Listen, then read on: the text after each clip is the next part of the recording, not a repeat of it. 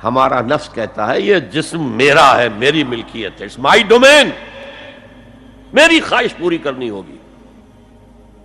جیسے اس نے کہا میں نہیں جانتا کوئی خدا ہے میرے سوا اور میرے اوپر، میں نہیں مانتا. نفس بھی کہتا میں نہیں ماننے کو تیار، کیا حلال ہے کیا حرام ہے، کیا جائز ہے کیا ناجائز، میری خواہش پوری کرو.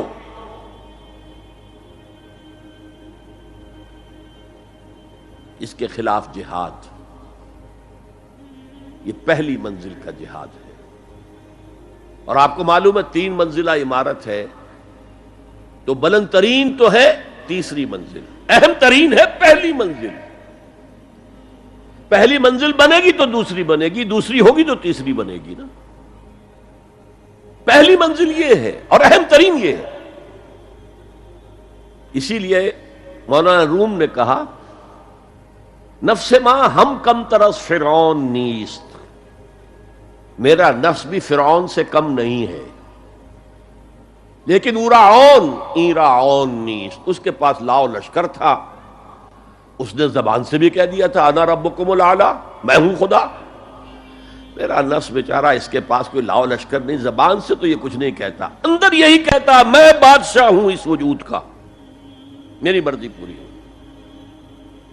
تو اسٹرگل اگینسٹ دس بیسر سیلف، ایک سیلف ہے اونچی سیلف، خود ہی انا ایگو، اور ایک ہے یہ بیسر سیلف، حیوانی جبلتیں جو اندھی بہری ہیں، جو حلال اور حرام سے انہیں کوئی غرض نہیں ہے، ان کے خلاف جہاد کرنا. آپ نے فرمایا صلی اللہ علیہ وسلم المجاہد من جاہد نفسہ، اصل مجاہد وہ ہے جو اپنے نفس کے خلاف جہاد کر سکے. تمہارے اندر یہ دشمن تو بیٹھا ہوا ہے، تکڑا ہے، تمہیں کنٹرول کر رہا، چلے آؤ باہر کے دشمنوں سے جہاد کرنے کے لیے. تم نے ٹانگے کو گھوڑے کے آگے باندھ دیا. اور ایک دفعہ حضور سے پوچھا گیا ای الجہاد افضل یا رسول اللہ، اے اللہ کے رسول سب سے افضل جہاد کون سا ہے؟ فرمایا ان تجاہد نفسک فی طاعت اللہ، اپنے نفس کے خلاف جہاد کرو، اسے اللہ کا مطیع کرو. یہ جو اندر کی کشمکش ہے، کشاکش ہے، یہ جہاد فی سبیل اللہ کا نقطہ آغاز، اللہ کا مطیع بنانا ہے نفس کو. اس کے ساتھ 2 سب لیول اور ہیں. اس نفس کو بھڑکانے والی ایک قوت ہے انویزیبل، اور ویزیبل بھی ہے. انویزیبل قوت سب سے بڑی ابلیس، شیطان لعین، اور اس کے چیلے چانٹے جنات میں سے، اور ویزیبل میں انسانوں میں جو اس کے ایجنٹ ہیں، جو فحاشی کو کلچر کا نام دے، یہ اس ابلیس کے چیلے ہیں. ان کے خلاف جہاد نہیں کریں گے آپ.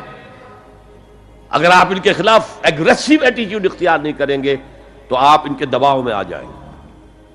ان الشیطان لکم عدوا فاتخذوہ عدوا، اے لوگو یہ شیطان تمہارا دشمن ہے، اس کو اپنا دشمن سمجھو.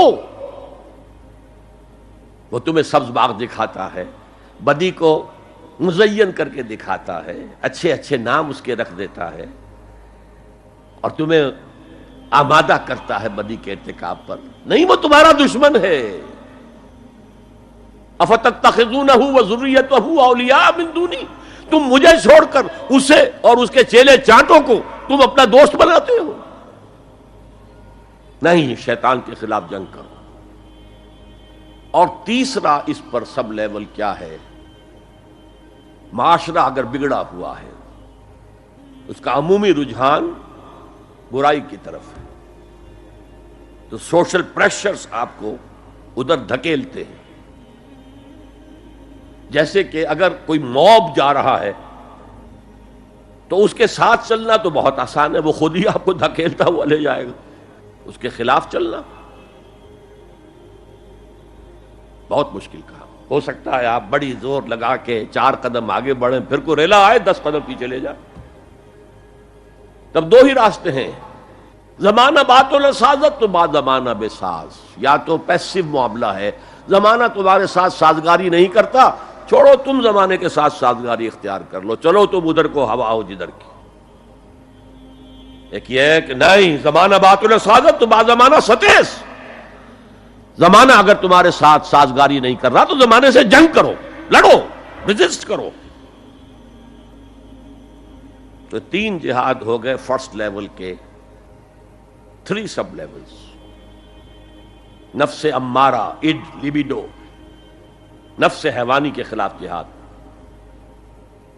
اس کو بھڑکانے والے، وسوسہ اندازی کرنے والے، اس میں پھونکے مارنے والے، شیطان اور اس کی ذریت مانوی اور ذریت نسلی، جنات اور انسانوں میں جو اس کے ایجنٹ ہیں، ان کے خلاف جہاد، معاشرے کے خلاف ایک اسٹرگل۔ اب یہ 3 جہاد آپ نے کر لیے، اللہ توفیق دے ہم میں سے ہر ایک کو، تو اب یہ جہاد آپ کے جسم سے باہر نکلے گا، خارج میں آئے گا۔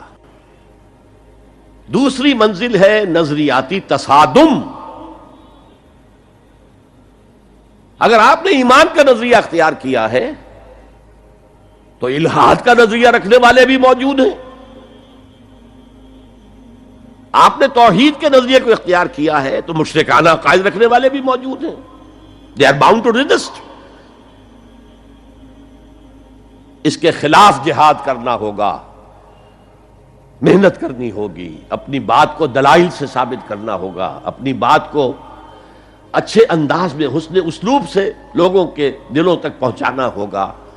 ظاہر بات ہے وقت لگے گا، جان کھپے گی، اور اگر آپ انتہائی سنسیئر ہیں یہ آپ کا ایک لائف لانگ اور ہول ٹائم جو ہے آپ کی انگیجمنٹ ہوگی۔